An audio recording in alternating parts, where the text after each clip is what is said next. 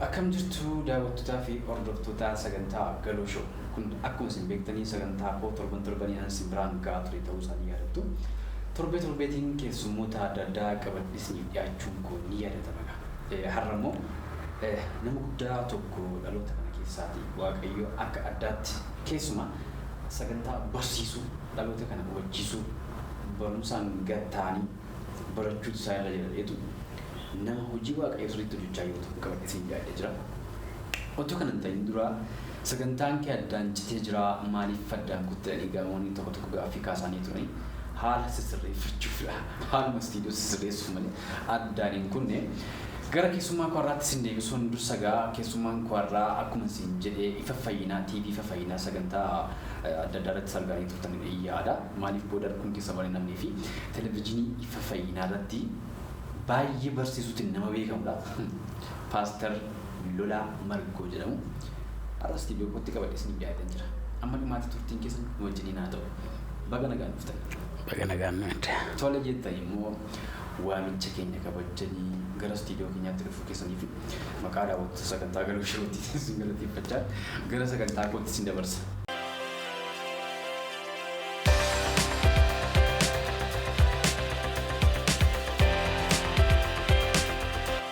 Tole nagaan isiniif haa ta'u bakka jirtan hundumaatti jechuun jaalladha akkasumas immoo sagantaa kanarratti naaf heeruu keetiif guddaa galatoomi isin jechuun barbaada. Isin ulfaadha baastu baay'een isin jaalladha. Dhuguma immoo lafa amma kanaa deemtanii fuun keessan isin galateeffatu godha. Gara tajaajilaatti akkamitti dhuftani? Tole egaa gara tajaajilaatti attamitti dhuftee kan dursu gooftaa akkamitti argatteeni hin dursa hidheeta yaada. Isa jalqabaa maqaan kiyyaa akkuma tammaa dhufte kana maqaan amma ergan gooftaa fudhadheetii dabalame paaster hojii tajaajilaati. Lolaa kan jedhu garuu maqaa abaabilii kootiiti waan ta'eef maqaa abaabilii kootii irraatii gara kiyyatti achi as dhufe malee maqaan dhalootaa kiyya maqaa musliimaati Mansuur Muhammadin jedhama. Achirraatii gara kana kan dhufe gooftaa ergan fudhadheetii booda ani gooftaa fudhadhee yeroo dheeraa hin turre. Egaa dhugaa dubbachuudhaaf gooftaa fudhadhee tajaajila kanan jalqabe beekeen jalqabe jechuu jedhee yoon dubbadhe hin fakkaatu. Beekeen tajaajila jalqabe otoo hin taane akkuma gooftaa fudhadheen fedhiin qabuun tajaajiluu waan hin barbaaduuf taayimii sanatti gara gurmuu faarfattootaa gaafa deemu Waaqayyoo kennaa isaatti arjaa waan ta'eef jalqaba yoo faarfannaa kanaan hin baane ta'e jalqaba faarfannaa man barreesse. Next Waaqayyoo ija koo banee mul'ata na agarsiisuudhaan sagaleen Waaqayyoo gara koo dhufuudhaan gara tajaajilaa kana jalqabe jechuun baruman gooftaa fudhadhee keessa jechuudha. Kanaaf almost har'a waggaa 21 lakkaa'ee jira. Akka kanadha kanaanii gara tajaajilaatti jalqabe bu'aa bayii baay'ee qaba egaa sadarkaa kana ga'eera jechuu barbaadeeta. Waan ajaa'ibaati. Ani kan kaasiif maayini namoonni baay'een akkati barsiisaa turtetti. Barsiisaa maali? Maali barsiisaa mana barumsaa kan barsiisaa mana barumsaa okay. Akkasitti fakkaasu yaada garaagaraa gaafa kaasan jechuudha. Keessumaa utuutti gara tajaajila ifaa waldaa ifa fayyinaa kanatti isin bariin namoonni hojii mootummaa fa'aa waan turteen kaasan wal bukkee qabanii kaasu jechuudha. Kanaaf gaaffii kana kan isin dhiyeesse jechuudha. Dhugaadha. Dhugaan jiru hojjetaa mootummaati. Barsiisaa kan jedhu garuu dhugaa miti. Ani barsiisaa otoo hin taane ogeessa faayinaansiiti. Barataa biizinesiiti waan ta'eef jechuudha. Dhaabbata maayikiroofaayinaansii amma Siinqee Baank jedhamu keessa xiqqaatee waggoota 9 achi keessa hojjechaa tureera. Yeroo muraasaaf immoo baankii hojii gamtaa seenee ba'eera. Baankii hojii gamtaa seenee jira. Malee barsiisaa mana barnootaa miti dabalatammoo tajaajila kee ifa fayyinaatti maal kan jedhamu ifa fayyinaatti namni miidiyaan sababii jiruufiti achiin karaa miidiyaatiin arge malee by the way akka biyya Itoophiyaatti yookaan biyya keenya keessatti tajaajiltoota Oromoo hedduu barsiisota Oromoo hedduu raajota Oromoo hedduu ergamummaa kan qaban kennaa eegdummaa kan qaban faarfattoota jajjaboo ta'an hedduutu jiru kan miidiyaa hin qabne kan miidiyaatti hin bahin. Miidiyaatti ba'uun maybe akka carraas ta'uu danda'a. Kennaa adduma ta'e Waaqayyo si eebbiseenii miidiyaatti ba'uu dandeessa. Akkas jechuun immoo kan miidiyaatti hin baane barsiisaan ga'aa miti, kennaa raajummaan ga'aa miti, ergamummaan ga'aa miti, lallabaan ga'aa miti, faarfannaan ga'aa miti jechuu miti. Kun carraadha. Sababii kanaaf namni kan ifa fayyinaatti na arge TV ifa fayyinaa erga banneeti almost TV ifa fayyinaa waldaa ifa fayyinaa jalqabumarraa kaasee nama Waaqayyo ergamaa geetu wajjiniin walumaa wajjinidha kan pilaanti goone sababii ta'eef wajjinumaan jira gaafa TV jalqabnes walumaa wajjina jira sababii ta'eef TV gaafa jalqabnu ndaa'um baay'ee isaa ani TV itti ba'ee tajaajiluu fi fedhii isaayyuu agas mara hin qabu. Gaappiidhuma jiru keessatti hin tajaajila malee bal'inaan akka namni Waaqayyo ergamaa geetuun tajaajiluuf hangaffaa tureen fuula duratti malee akka namni tokko miidiyaa barbaadanitti miidiyaatti ba'uudhaaf hin barbaanneen ture wantoota lamaaf tokko ani iddoo sanatti mul'ata nama Waaqayyo kana deeggaruuf taayimii sanatti kan iddoo sana jiru malee mul'ata Waaqayyo naa kenneen miti kan achi keessa jiru. Kanaaf akka tajaajila tokkottis akka deeggaraa mul'ata nama tokkottis iddoo sanan jira sababii kanaatiifidha kanan iddoo sana ture malee tajaajila kanan jalqabee TV'n ifa fayyinaa har'a banamuun isaa almost gara waggaa 5ffaa dhufaa jira. Ani garuu tajaajila kanan jalqabee mana Waaqayyo keessa dhaabadhee Waaqayyo akka sedhadhee dubbachuu macaafa banii lallabu kanan jalqabee almost har'a waggaa 20 lakkaa'eera jechuudha. Gara TV fufanaatti booddeetti deemna. Gama tajaajila keetii wajjin wal qabsiisnee jalqaba tajaajila keetii wajjin wal qabsiisnee eenyu abbaan hafuuraa keetii sirriitti gaaffisa kana dursa waan ta'eef mee eenyu? Tole Baayibilii yoo ilaalle abbaan hafuuraa kan jedhamu barbaachisa moo barbaachisu jedhamu dirqama barbaachisa. Ani waldaa kiristaanaa ani gooftaa keessatti amane yookaan mana amantaa musliimaa keessaa dhufee gooftaa fudhadhe waldaa warra wangeelaa makaana Yesuus. Waldaa warra wangeelaa makaana Yesuus keessatti abbaa hafuuraa maal kan jedhamu kuni beekamaa miti. Sababii kana ta'eef egaa wantoota garaagaraatiif rakkoon intiniin haalli doktrinii wal qabatu wanta adda addaa waan jiruu fi wantoonni kun sababii iddoo sanatti fudhataman qabnee fi namnis immoo bifa kanaanis immoo yaadee akkasin godha kan jedhu hin jiru. Abbaa hafuuraa jechuun baay'isawee abbaa hafuuraa jechaan kan jennee dabarru ta'uu hin taane abbaa hafuuraa jechuun nama waan nama dhaalchisu qabu jechuudha. Nama waan nama dhaalchisu qabu. Akkuma fakkeenyaaf abbaan fooniin si dhalche walaa jabbaat kan jennu suni fooniin abbaan si dhalche yoo gujjii bunaa qabaate gujjii bunaa si dhaalchisa. Mucaa isaati irraa dhalatte fooniin. Yoo horii qabaate saawwa loowwan hoolota namni si dhaalchisa. Lafa yoo qabaate lafa si dhaalchisa. Mana ijaaree yoo jiraate mana si dhaalchisa. Abbaan hafuuraa immoo kanarra kan caale kan inni si dhaalchisu dhimma hafuuraatiin kan wal qabate kennaa adda ta'e keessa isaa kan jiru hanga lubbuu isaatiitti itti gaafatamummaa kee guutummaa kan sii fudhate sirrattus sirrii dubbattis dogoggora dubbattis itti gaafatamummaa kee nama fudhate abbaan hafuuraa jechuun malee amma abbaa hafuuraa namoonni tokko waggaa 5 keessatti guyyaa tokko sii kadhatanii gaafa ta'e tokko ati milkooftee yeroo ati miidiyaa wayitti yookaan iddoo ta'e wayitti yeroo ati baatu anatu abbaa hafuuraa isaati yookaan abbaa hafuuraa isheeti jedhee dubbata. Akkasumatti abbaa hafuuraa jechuun nama gatii sitti baase jechuudha. Nama sitti dadhabe jechuudha.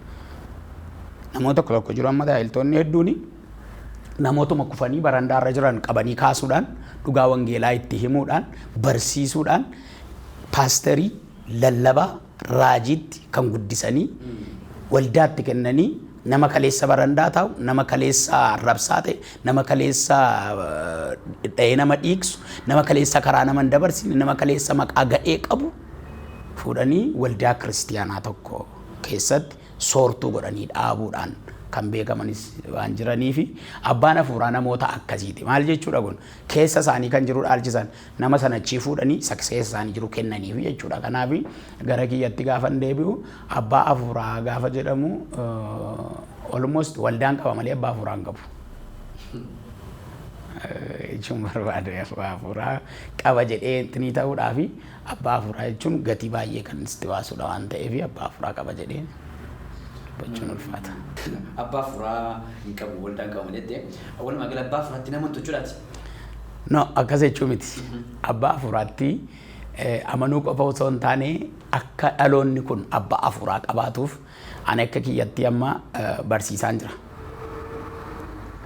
Cheerchii ani ofii kiyyaa pilaanti godhee mul'ata waaqayyoon kennee waldaa magaalaa Adaamaa keessatti waldaa Christ International Open Door keessatti kutaawwan 13dhaan mata dureen barsiisaa ture turaniiru. Mata dureen barsiisaa ture mata duree abbummaa jedhu keessatti yookaan abbaatinnet kan jedhu jalatti kan barsiisaa ture.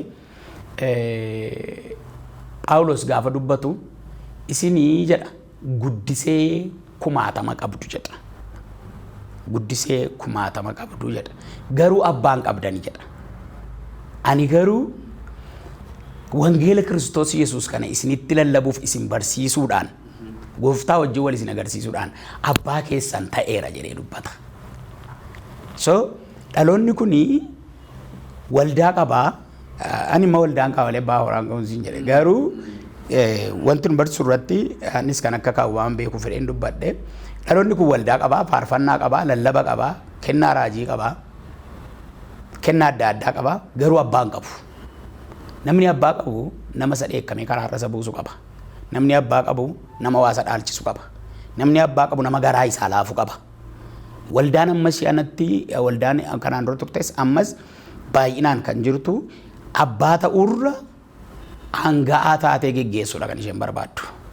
Hanga'aa ta'anii geggeessuuf abbaa ta'anii geggeessuun immoo garaagarummaa qaba. Kanaaf hin barbaachisu otoo hin taane abbaa hin barbaadamu hin barbaaddu falligaallo.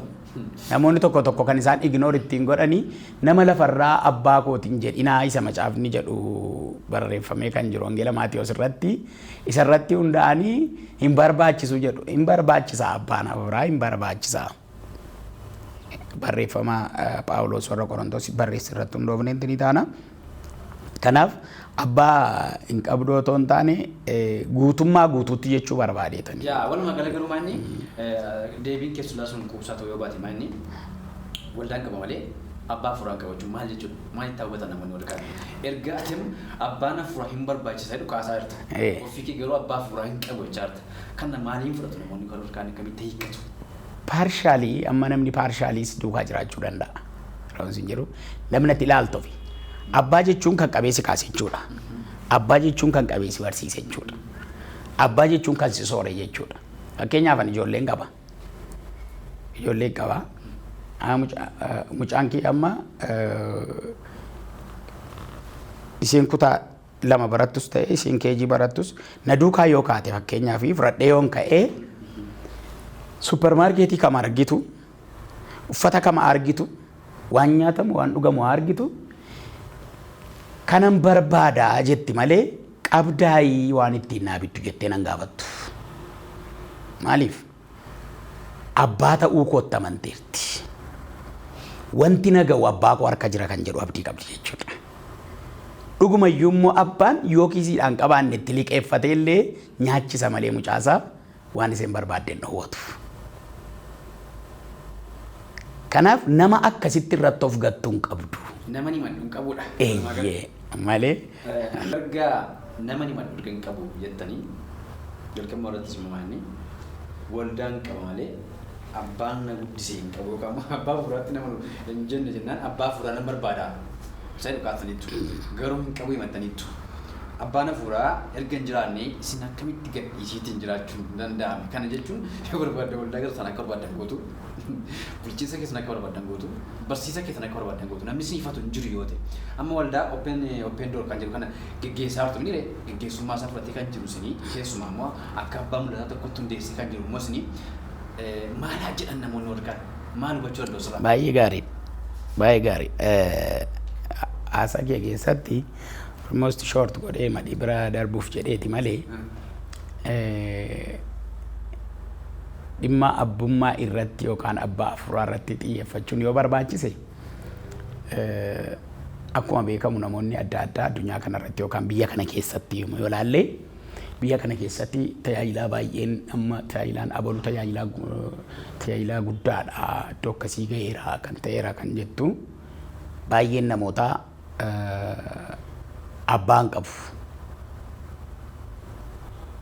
abbaan qabu inni kaan immoo eessatti guddate Iluu Baaburitti guddate fakkeenya jechuudha. Iluu Baaburitti guddate nama Iluu Baaburiin hin beekne nama daandii Iluu Baaburitti geessu hin beekne nama Harargee ba'aa achi gara Hargeessaa jiru gara Jijjigaa jiru gara Direedawaa gara Harar jirutti tajaajilli isaa gaarii waan ta'eef namni iddoo sana jiru fakkeenyummaan isaa gaarii waan ta'eef fudhatama waan qabuuf dhaqeeti akka tabbaanaa taatuun barbaada jedhee abbaa godhata. Isa akkasii godhachuu wallaalees miti kunis inni bu'arras jira. Garuu abbaan kana mitiidha kanan jedhuun. Ergati guddatteetii har'a ani Galataa Tasfaayee jedhamuun barbaadu Galataa Baqqalaati ani obbo Baqqalaanii abbaa naaf haa ta'uu yoo jette hin dandeessa gaadha ta'e waan taateef. Gaadha. Waan seerri sirraa barbaachisu hundumaa guuttee maqaa gara sanatti jijjiirrachuu dandeessa. Abbaan kee garuu jira kan biraadha. Kan dirraa dhalatti garuu kan biraadha. Kanaafi wanti godhamaa jiru kuni sirrii miti. Maaf dhabani ree kan jedhu dhabuu danda'u. Nama si guddisitu hin jiru. Sababni isaa biyya keenya keessatti ispeeshaalii biyyuma keenya kana keessatti tokko hiikoon abbummaadhaaf abbaa afuuraatiif namoonni kiristaanonni qabanii rakkisaadha jedhe. Lammaffaa akkaataan nuti warri tajaajiltoonni itti abbaa afuuraa fudhannu kan biraadha. Fakkeenyaaf Galataan naaf abbaa afuuraa ta'uu danda'a. Garuu Galataan istiidiyoo hojjechaa tajaajila isaa tajaajila abbaa afuuraa naa ta'ee akka carraa ta'e guyyaa ta'e tokko gaafanii tajaajilaan xiqqoo ishee kaf jedhee sama biraati namni maqaa Galataa dha'uu dhiisee lolaa gaafa jedhu lolaan kun miidiyaa 24 hours gaafa qabatu Galataan hin beekan abbaa komitii abbaa naa ta'uu hin danda'u siin jechuun jalqaba Itoophiyaa keessatti biyya kana keessatti wanti jiru jechuudha. Akkaataan nuyi itti wal hubanne. Sababii kanaaf amma tajaajilaan iddoo hundumaa jira.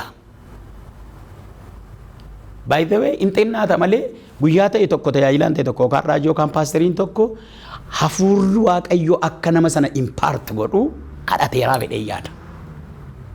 Impaart godhu kadhateeraaf. Yookaan immoo yoon kadhanneef ta'ellee yeroo inni tajaajilu hafuura isarra jiru sana hawwiidhaan amantiidhaan waan irraa fudhateef hafuura isarra jiru sana impaart godhee dhaaleera kennaa tajaajila isaatii sana. Fakkeenyaaf amma waldaa Christ International Open Door gaafa hundeessu abbaan himadhu gaafan siin jedhu guutummaa guutuu jechuu barbaadeeti malee gaafan ba'u namni naa kadhadhu na geggeessi jedhee Apostle Geetaa'uunidha. That means he is my spiritual father. Impaarti na godhee na geggeesse jechuudha. Garee impaarti na godhee na geggeesse. Anis kananii taa'ee ture amma inni taragaaga'ee na eebbisutti naaf kadhatee na geggeessutti kanan eegaa tureef nama itti gaafatamummaa kiyya fudhatu waan barbaaduuf tureefidha. Akka namaatti itti gaafatamummaa kee Waaqa fudhata garuu dhimma tajaajila keetiitiif namni immoo namadha kan inni ilaalu sababii ta'eef malee an waldaan bara 2013 hundeesse Waaqayyo bara 2002 kan inni natti hime kan hundeessu bara 2002 akkas jechuun visionary muraasa jira jechuudha biyya kana keessa like Apostle Zaleefaa fudhattee yeroo sana reefu waggaa 10 wayii jechuudha waggaa 25 miti waggaa 10 jechuudha yeroo sanatti iyyaadamu iddoon taa'aa jiru ture sunis iddoon jiraadhus iddoon magaalaa nan keessa jiraadhus iddoo itti Waaqayyotu mul'ata natti mettee kaatee waldaa fudhattee kaatu miti ajandaa kiyya irratti barreesseetu man dhiise.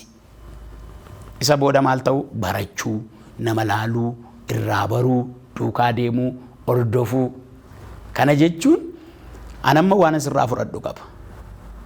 Kanaaf Apostle Geetahuun karaa amma jettaniin yoo ta'e Apostle Geetahuun is my spiritual father. Sababni isaa impart na godheera, itti gaafatamummaa fudhateera. Karaa kan biraa immoo amma har'aatti iyyuu dhugaa isaa dubbachuudhaaf tajaajilaa kam caalaa namoota chaanalii 24 hours qaban kam caalaa taayimii akkasitti waldaatti kottaati saba kana akka ittiin tajaajilaa na bira dhaabadhaa yoo jedhee na bira dhaabachuudhaaf. Kan wal dubbattan erga jalqabumayyuu gaaffii kana wajjin wal qabsiisnee kana kaasuun isin irraa eegama. Maaliif jennaan si'a baay'ee namoonni gaaffii waldaa ofii isaanii pilaantii gochuuf ka'anii iddoo jiran sanatti nagaa uumanii hin baane yeroo baay'ee. Komiin akkasii jira jechuudha. Iddoo jiran sanatti nagaa ka'anii yookaan immoo waan sina qabeessa hojjetanii tokkummaan akka hin jiratti komiin ka'u yeroo baay'ee jechuudha.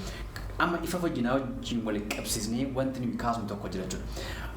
Isaan bira turtee waldaa sana achitti pilaantii erga gootanii booda egaa isinii kadhatanii geggeessanii waan biraadha. Inni kun galata guddaa qabu isaanii yesumarraan galateeffanii dabarra. Paaster Lolaanii achi keessaa ba'uunsaa kuni akka bartee hamaa tokkotti yookaan immoo bartee gaariin ta'e tokkotti namoonni fudhatan jiru jechuudha.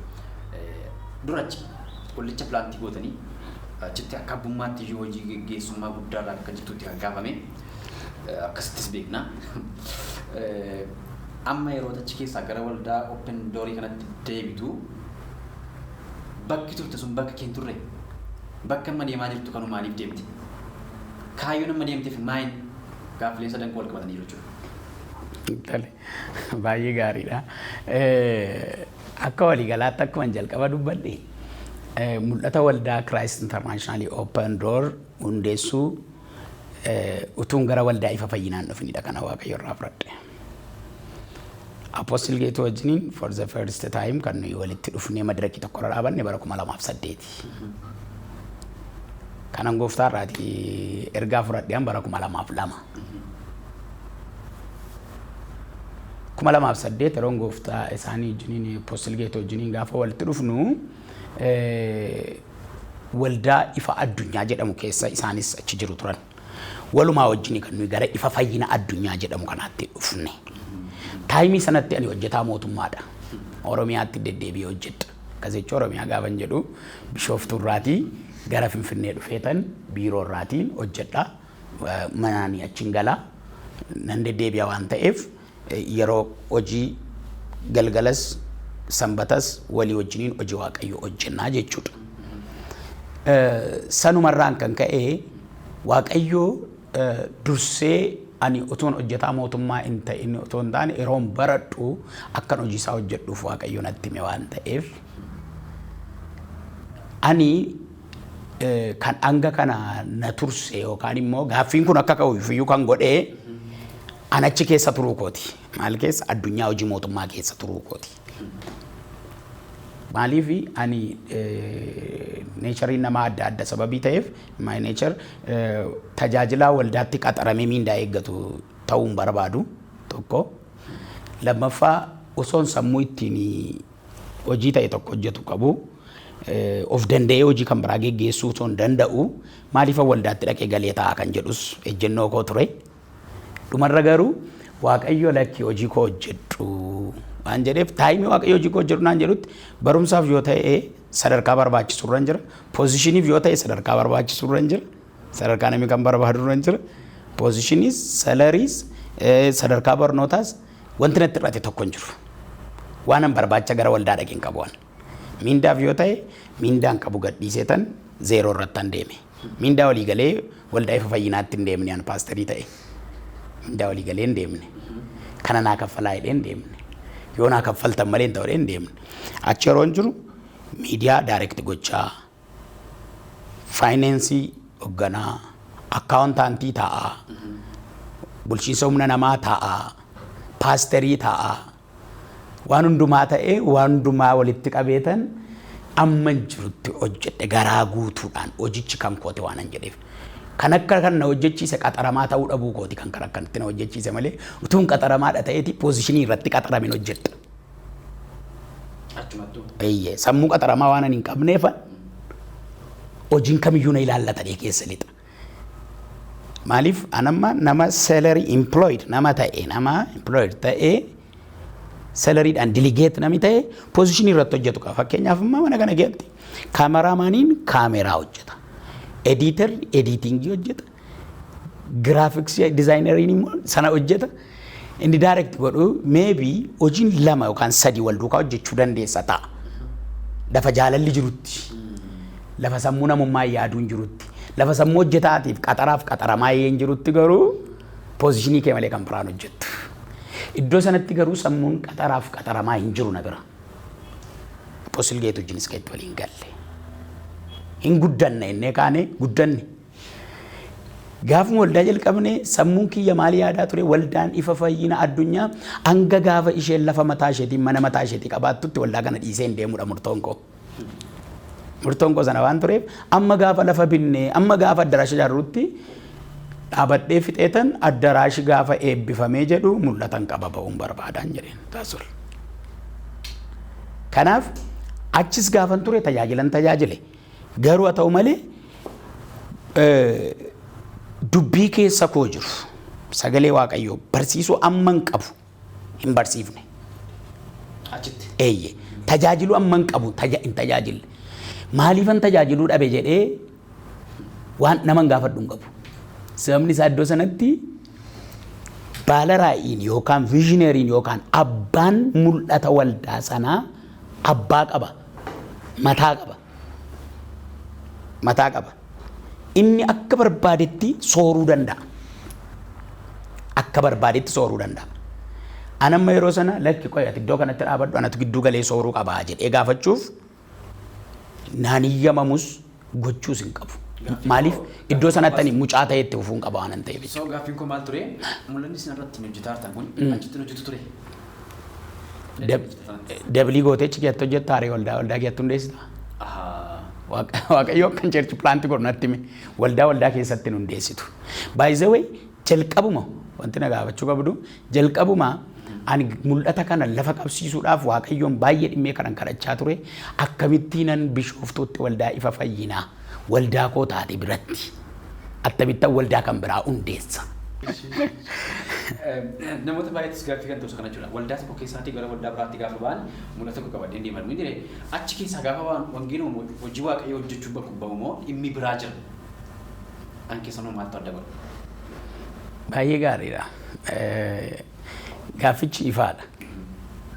Wangeela tokko, gooftaa tokko, amantii tokko, hafuura tokko fudhanne.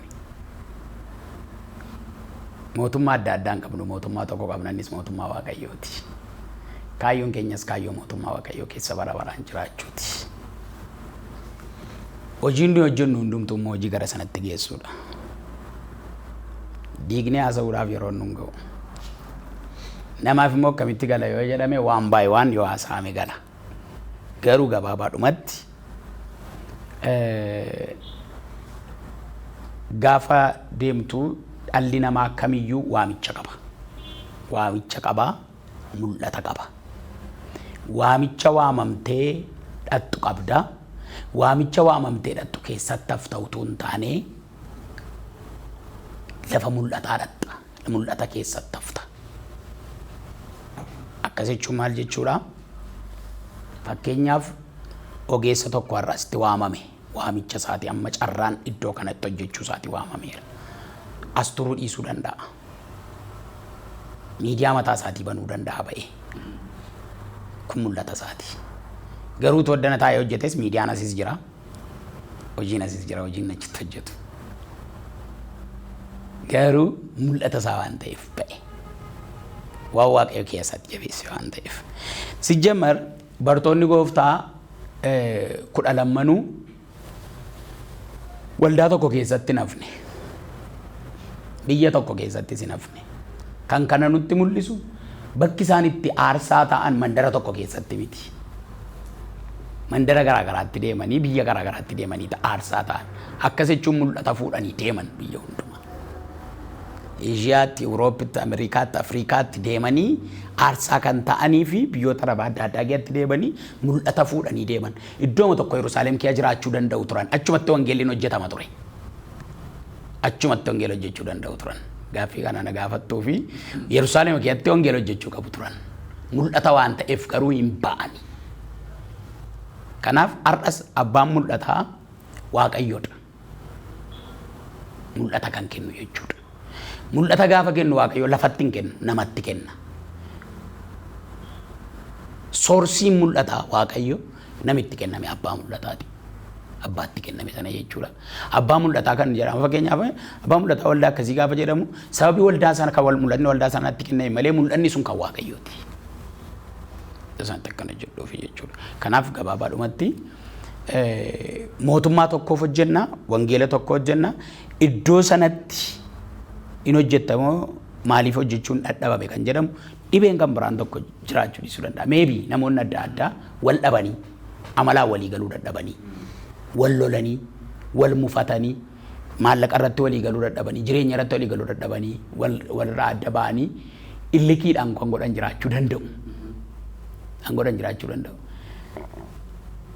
Gama kiyyatti gaafan deebi'u garuu waggoota 5 walii wajjiniin jiraanne one day otoo hin taane 4 microsecond ana apostil geetuudhaan si ittiin jedheen beeku inni iyyuu siinaan jedheen beeku isin utuu waliin jennee wal kabajnu afaanumarraa yoo kaate afaanuma dubbannaarraa yoo kaate utuu akka ijoollee wajjin qodaa taphattuutti wal waamteenti ni taatuutti utuu wal jaallannutu wal mararsiifannu imimmaanii ni gargar ergaa waaqayyoo fudhannee baane har'as ta'e jennaan nu waluma bira jirra. Baay'ee majjala. Kana wajjin wal qabsiisnee dhimma waldolee wajjin wal qabsiisnee gaaffii tokkotti dabala. Shaakala yeroo ammaa kana waldaan kiristaanaa waldaa keessatti iddootti shagaxaa gurguramu gochaa jirtu kan fudhatamu. Shagaxaa gaafa jettu. Maal jechuudha kuni bakka bittaa gurgurtaa raawwatamu ta'ee jira jedhamee komiin garaagaraanii kaa'achuudha yeroo ammaa kana. Waan akkamii waan akka zayitii waan akka bishaanii waan akka shaboo wantoota garaagaraa jechuudha. Specificationii daldalichaa barbaade. Akkuma kana gaaffii faana. Okay. Isa kana in amantamoo namantu. Itti fudhatamu yaadicha illee hin fudhatamoo yaadicha fudhatamu fudhatu malee amanuu dhiisuu miti wantichi. Karaa biraa sanuma. Itti amanuu jechuudha. Tole kuni firuutiidha yookaan ija. Hundeensaa as miti. Hundeensaa lafa daldalaa miti. Dogoggora yoo ta'e lafti dogoggora kanaa hundeensaa zayitii gurguruun hundee miti. Ashaboo gurguruun hundee miti. Rakkoonsaa achirratti otoo hin taane hundee irraa kaatametu jira. Hundeen irraa kaatame sagalee waaqayyooti. Hundeen irraa kaatame maqaa ilma waaqayyoo isa jiraataa maqaa Yesuus Kiristoos irraa ka'u irraa kaachuudha. Warri fudhannes warri ittiin hojjennes dogoggora qabna. Dogoggora qabna. Dogoggorni qabnu fudhatamuun fudhattu jedhamuu fi fakkeenyaaf zayitii yoo gurgurame ምንም ኃጢአት የለውም sababni isaa ኃጢአት kan inni jedhamu yoo sooressatti 10,000 gurgurte hiyyeessaa haadha hiyyeessaa qoraan gurgurtuufis 10,000 yoo ittiin jetteeti cubbuu ta'a. Paastutu ibsaatti hin deebiin yaadichaan fudhatamu hin fudhattu dhugaafi. Dubbadde amma wantoota fudhataman wantoota sababa isaa wajjin itti deemta waan ta'eef wantoota tamma kaaste kana wantoonni gurguraman kuni ani wantoonni kaasa jiruuf maa inni fakkeenyaa fi wanti akka zayitii maal jennu kuni baayibilikaalii indeeggaramu indeeggaramani kan jedhu ilaaluu qabna waan ta'eef jedhee ta'e. Ilaamas paastu gaaffii koo yaadichaan fudhatamu hin fudhattu. Erga fudhattu Partially nan fudhadha. Partially fudhadha. Partially fudhadha. Partially immoo maaliif dhiistaa yoo jette daldala jette waan ta'eef an partially fudhadha. Daldalli barbaachisu. Sammuun daldalaa waldaa keessatti kanan daldala kan jedhamu jiraachuu hin qabu. Yoommoo waldaa warra si'anaatu daldala yoo jedhame waldaa warra si'anaa utuu hin taane nyaa'ee xintoochinan warri jedhanis daldalaa turan. Maal daldalan? Qoccoo daldalu, dhadhaa daldalu, jabbii iddoo aarsaatti gototanii meeqaan kaafnodhanii daldalu, gaabii fidanii meeqaan kaafnodhanii daldalu.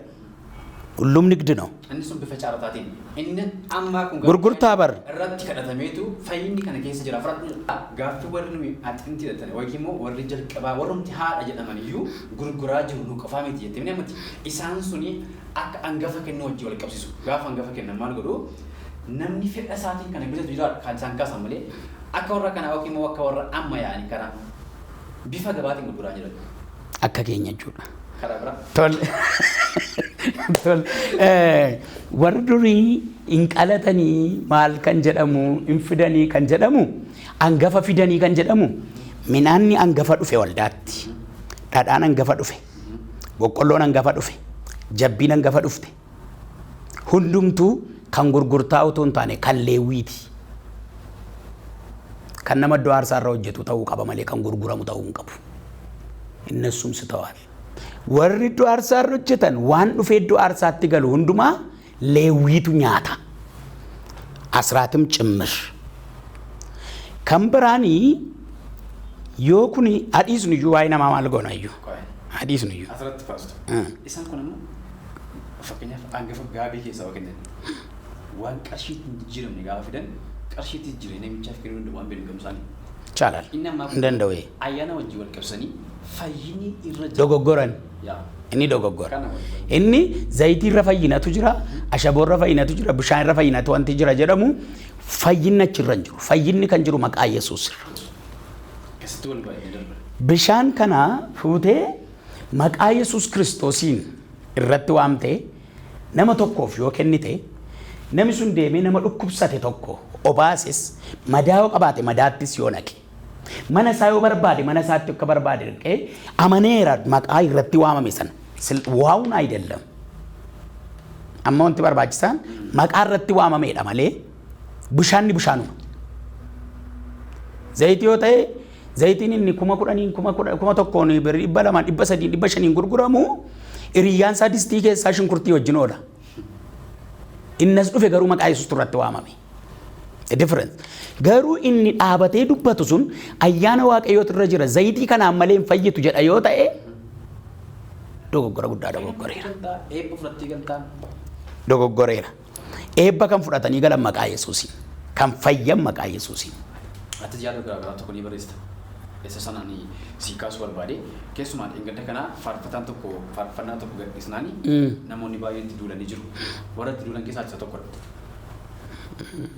faarfannaatti hin duulleen namichatti cukooti faarfataa sanatti sun yaada faarfattootaa fi jaalala isaanii qabdu laalteeti immoo dogoggora namicha argite kaaste sana baay'ee dinqiidha wantoonni kun waan tokko lama miti dargaggoonni keenya faarfataarraa qofa osoo hin taane amanaarraa kaasee hanga geggeessaa waldaa kiristiyaanaatti namni kam kan beekuu qabudha barri nu irra jirru bara dhumaati yeroo itti malakati dhumaa afuufamuuf jedhu Kiristoos Yesuusiin misirricha isa dhumaa sana teenyetti eegganne maranaataa jennuudha malee yeroo itti waan nuun galchine keessa gallu miti yeroo itti waan nuun ilaallanne haasofne waan nuun ilaallanne hojjennu miti baricha beekuun immoo macaafa qulqulluun nu barsiisa bara kana keessa barri kun maal akka ta'e beekuun dirqamadha faarfataa ani namoonni hedduun gaafa faarfannaa inni faarfate irratti TikTok irratti yaada kennan Facebook irratti yaada kennan argaan ture faarfannaa isaa irratti yaada laanneen maaliif yaada laannee yoo jette akshinii barbaadde sochii sochoote kamiyyuu fakkeenyaaf sochii Wallaggaa ta'e Boorana ta'e Gujii ta'e Harargee ta'e Shawaa ta'e maal ta'e sochii kamiyyuu socho'i gaafa sochii sana sochootu nama aadaa inni keessa jiru sanaaniti amantii Kiristoos Yesuusiin dhugaa itti baata Kiristoos Yesuusiin akka inni baruu goota nama kufee jiruuni inkaatu hunduuta lafa kanaati hin baddattiin hin jettu nama kufee jiruun Kiristoos Yesuus si kaasuudhaaf dhufeera ati mucaa waaqayyootitti yoo jette malee ka'uu hin danda'u hamilee ittiin lafaa ka'uu hin qabu silayyuu maal ta'eera kufee jira yoo lafa inni kufee jirutti garuu hin badda yoo ittiin jette hamileen isaas sirumayyuu hin du'a sireedhaan baachuu taa'achuudha achiiti malee lafaa ka'uu jechuudha wanti sun maa inni faarfannaa inni faarfate irratti akshinii adda addaa qabaachuu dhugaa dubbachuudhaaf ani istaayilii faarfannaa faarfadheyyuu istaayilii faarfannaa amma kana diteeyiliin beeku dur yeroo piyaanoo ishee sagaleen ishee akka sagalee kormaan daaqqoo xixixixitti wayii ta'e yeroon faarfadhe malee amma yeroo meeshaan guututti faarfanne garuu nan beeka ani kanan morme maal ture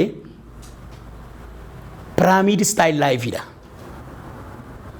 suura inni ka'ee eeyyee walakkaa qaama isaatiitu ifa keessa jira akkas jechuun walakkaa fuulli isaatiitu walakkaan fuula isaatii dukkana keessa jira fuula isaa gar tokkoo kaasee ija isaa gar tokkoo kaasee qaamni isaa garuu ifa keessa jira maaliin nu ilaalaa jira jechuudha ija tokkoon nu ilaalaa jira. Iji tokko kun immoo warra hawaasi golgaa duubaa istaayilii isaan itti fayyadamanidha. Fakkeenyaaf kan akka raapperii fi faashin dizaayinerii Saawuz Ameerikaa Kaanye Westiin wal bira qabeeti kanan poosti godhe. Maaliifan poosti godhe irraa baru nama har'a sirba tokko yoo gadhiise amma sa'aatii 12 ga'utti namni miiliyoonii 7 miiliyoonii 9 ilaaluudha raapperiin sun. Istaayilii inni qabu sana fuutee fiddee asitti even faarfataa sana qofa utuu hin taane nama footoo sana kaasee waan hin beekneef malee nama footoo sana kaasee wajjiniinan poosti godhan turan. Sababni isaa warri footoo kaasan illee dhiibbaa isaan uuman baay'ee hamaadha. Baay'isawee bargit namoonni tokko tokko koomentii isaan kennanii maaliif hin balleessitu koomentii jalatti namni si arrabsaa jira jedhanii naa kaasaa turan. Arrabsanii maaliif namni gaafa si arrabsu mucaa eenyu akka inni ta'e beekta. Your word is reflects your father. Dubbiin afaan keetii abbaa kee murteessa. Arrabsituudha ta'e naati ilma arrabsituu sanaati. Sobda ta'e naa ilma sobbaa sobaa sanaati. Inni eebbifta eebbata afaan kee yaa ba'e ta'e naan garuu ilma Kiristoosati. Maaliif hin balleessine koomentii maaf ayidiin goonee dha na gaafatu namoonni. Jarri suni abbaa isaanii fakkaatu. Namni illee mucaa eenyu akka isaan ta'an akka inni baruu fedheetan dhiisan achi jalatti. Kanaaf faarfataas sanas kan irratti immoo xiyyeeffannaadhaan achi deebi'amee yuutuubii ifa fayyinaa TV official jedhamu irratti barumsa yeroo koronaa keessa barsiisaa ture namni deemee haa ilaalu. Mallattoolee bara dhumaatiin wal qabsiisanii. Nu amma istaayilii masa durii muudii masa durii fiddeematii istaayiliin amma si anaakko akka maali shaadoo istaayiliidhaan aan jedhan namoonni footoo kaasan. Shaadoodha malee kun hin tinimiti. Shaadoon sun eessaa dhufee? Shaadoo sana qajeelchinee shaadoo gochuu hin dandeenyu. Lukisaa yoo shaadoo ta'e maal ta'a ture? Ammajisaa dhokatu. Qaamni kan biraan shaadoo ta'e maal ta'a ture? Waan macaafni qulqulluun jedhu mul'ata Yohaannis boqonnaa 13 irratti barraa'ee jiru anaaf siif raawwatamuusaaf anaaf siif wayyoo. Anaaf siif wayyoo. Waan qajeelaa ta'e barbaadu nurraa eegama waan ta'eef faarfataa isa qofa utuu hin taane an baay'isee walitti dhiyeenyas qabu maalis hin qabu. Gin yeeti moonyee as taa'ee isa Ameerikaa jirus nan qeeqa sooshaal miidiyaan argadheenna. Qeeqa kana wajjin wal qabate amma yeroo darbee barreeffama keerratu tun taane sooshaal miidiyaa kan biraarratti si argee dhimma aadaa keenya wajjin wal qabsiisnee dhimmoota sagantaa Oromoo kana wajjin wal qabsiisee wantoota baay'ee kaastee tamnire qeeqa kana wajjin wantoota sirrii ta'anii itti hittaman duruma kaasta. Amma si argetti yeroo baay'ee sun dhufa waan ta'eef jechuudha. Akkuma gama faarfannaa kana wajjin waan gaarii kaastee tammati. Maaliif anattis dhaga'ameera namoonni tokko tokko yaada kana kakkaasan jiru. Akkuma amma anumtiyyuu taayaan min laaletti aktiinni godhe sun xiqqoo ishee waan baratame miti. Waan waldaa keessa dhufu. Isuma qofa keessaa kaasne malee baay'isawee ijoollee baay'eedha. Akkasitti kaas akkuma kan faarfannaa kana wajjin wal qabsiistee komii kaasti kana dhimma tajaajiltoota warra kaanii maaf hin kaasne. Keessumaa gama raajotaa wajjin wal qabsiisne. Waan waldaa keessatti ta'u callisuu waldoolee wajjin wal qabsiisne amma gargaaffiin duubayyuu jira malee. Qeeqa kana wajjin wal qabsiisne wanti ga'u qabu baay'een isaa hojjeta maaliif calliste? Baay'ee gaarii. Hin callisne. Hin callisne amma sooshaal miidiyaa kiyyaa akses gochuu dandeessu duuba deebitanii. Barsiisota sobduu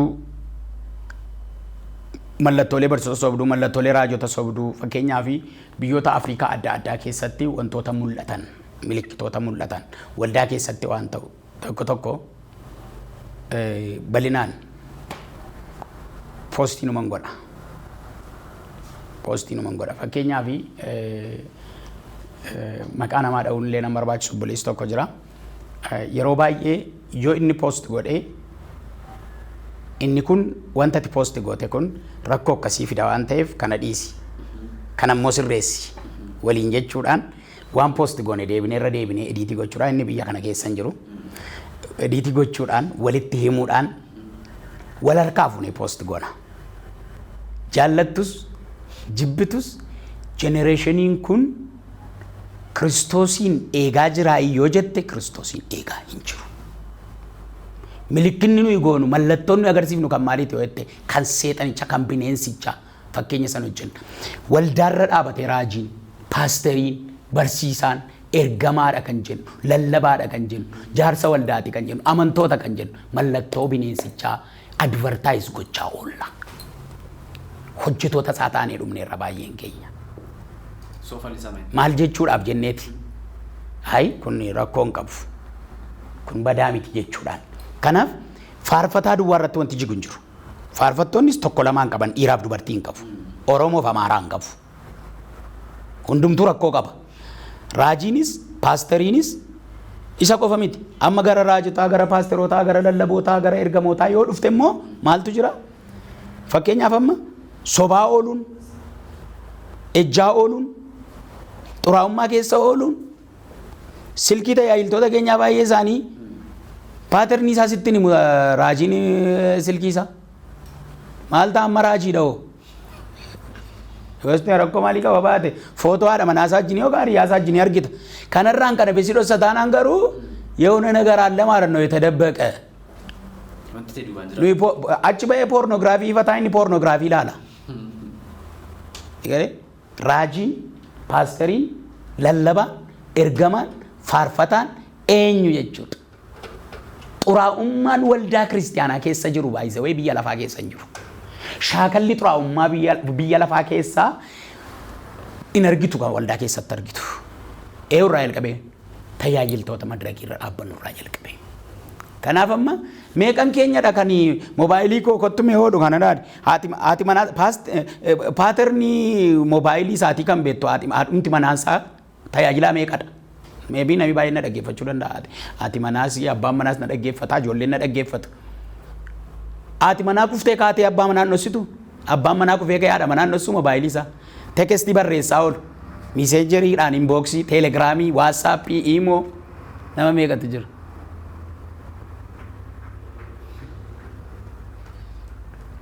Kanaaf gaafa dubbadhu faarfataa duwwaadha jechuu miti jechuudha. Kanaaf maal ta'uu qabna ree? Lukkisii tokko poostii yeroo darbe dhimma faarfataa jiniin maxxanseera jira. Garaan isaanii gubaa bineensichaan kan gubame. Milikkitoonni isaan argisiisan milikkita waaquma isaanii kan ta'e. Baay'ee waan si ifeedha kanatti dubbattu. Warri dukkanni ifeef dukkana dubbatu. Fakkeenyaaf amma tajaajila biyya keenya irratti maal jedhamaa ture? Maqaa yoo dha'uudhaa baadhee ibsaan hundumtuu badee meeshaatu taphatamee in dukkanaa'ee ergamoota dhufee meeshaa taphatee dukkana keessaa jedhame. Warri dukkana kee dhufan ergamoota dukkanaati malee ergamoota waaqayyoo miti. Otoo dhuguma ergamoota waaqayyooti ta'ee ibsaan hundumtuu badee halkan ja'a kee halkan sadii keessa ibsaan hundumtuu badee ergamoonni waaqayyoo mul'atanii ampuuliin tokko utuu hin manichi keessa akka ifa guyyaatti ifuu qaba. Gaaddidduun namaallee utuu mul'atin. Eeyyee. Maal waaqayyoo waaqa kiiboordiiti waaqa ilmaan namaatichi. Yaa mee gaafa ummatti dabarsa baatu waldaa gaggeessuu irratti sababa kanaa gaggeessuu isiniif kennameetu jira. Waa'ee biyya calisuu maaliif barbaachise? Waldaan international church jira. Hojiin asii lookaalii taa'eera. Inni kun akkam haa ta'u amma yoomitti immoo callistu maaliif callifama immoo? Waa'ee sabaa gaafa jettu karaa afuuraa moo karaa siyaasaa moo karaa dinagdee moo karaa hawaasummaati?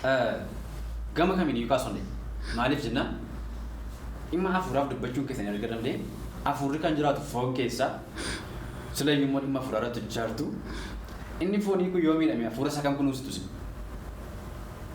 waldaan kana gaggeessuun keessan argamne saba kanaaf yoo dubbattan moo warra walitti qabaman kana qofaaf kan dubbattan sijjammar jalqabuma irratti tajaajilaa jechuun Kiristoosin labsuuf kan ba'e jechuudha. Afaan Waaqayyoo jechuudha. Dhimma sabaa maaliif callistanii kan jedhu yoo jiraate kan dubbatu jira. Anan mana akka kootti dhuunfaa kootti Waaqayyoon nan kadhadha dhimma sabaa.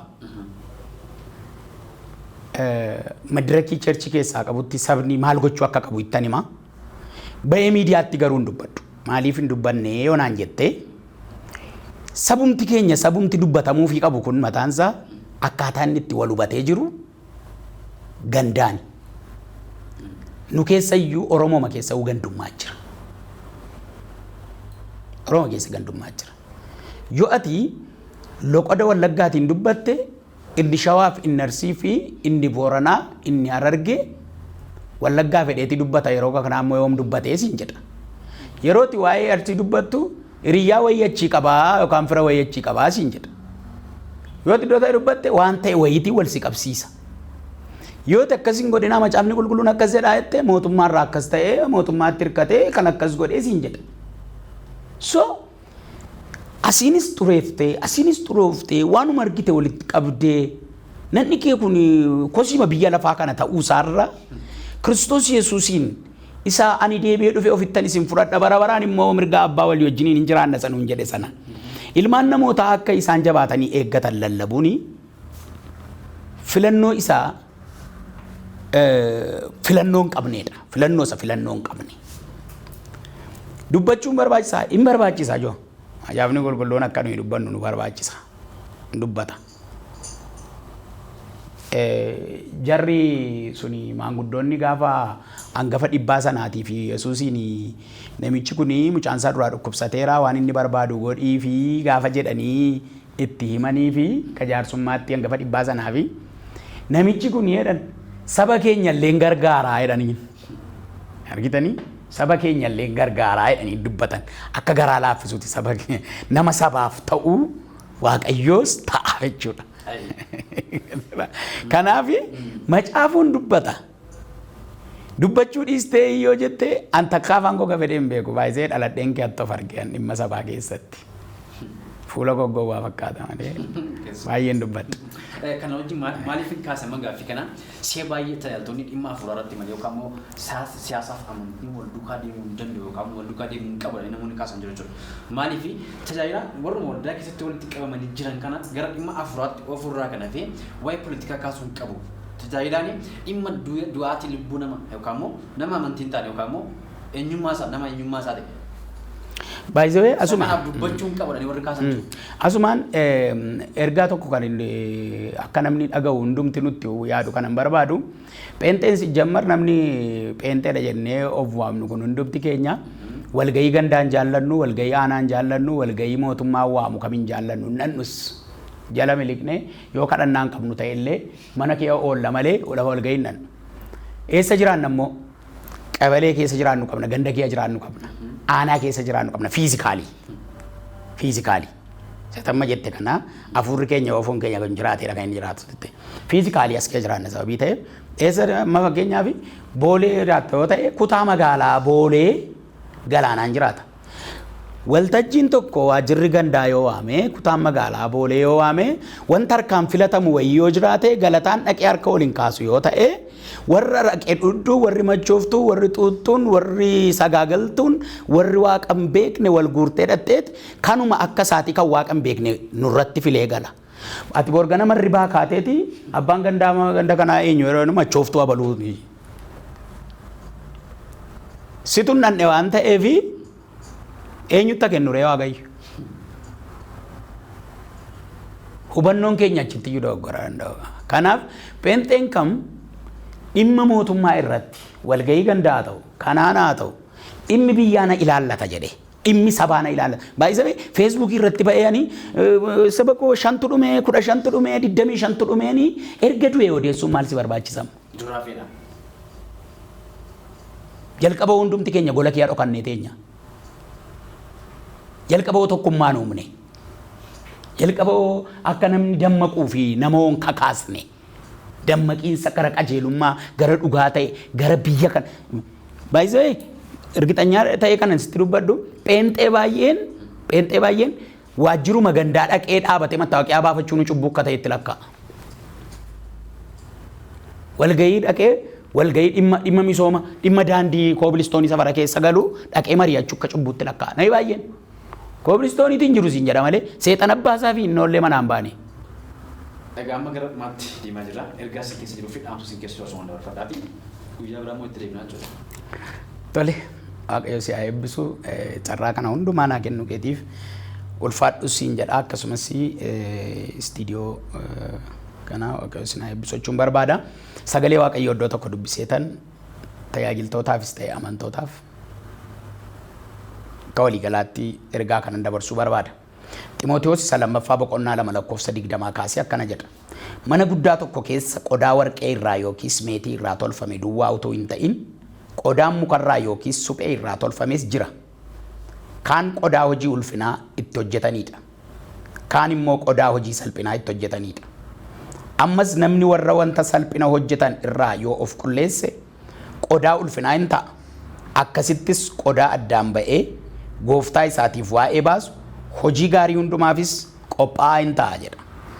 Asirratti waan dubbachuu barbaade namoonni hundumti keenya waamamneerra. Akkas jechuun Kiristoos Yesuusitti kan amanne hundumti keenya waamicha afuu hin dandeenye, waamichas dhaqanii keessaa hin galamne, waamicha murteessaa tokko waamamne. Innis waamicha jireenya bara baraati.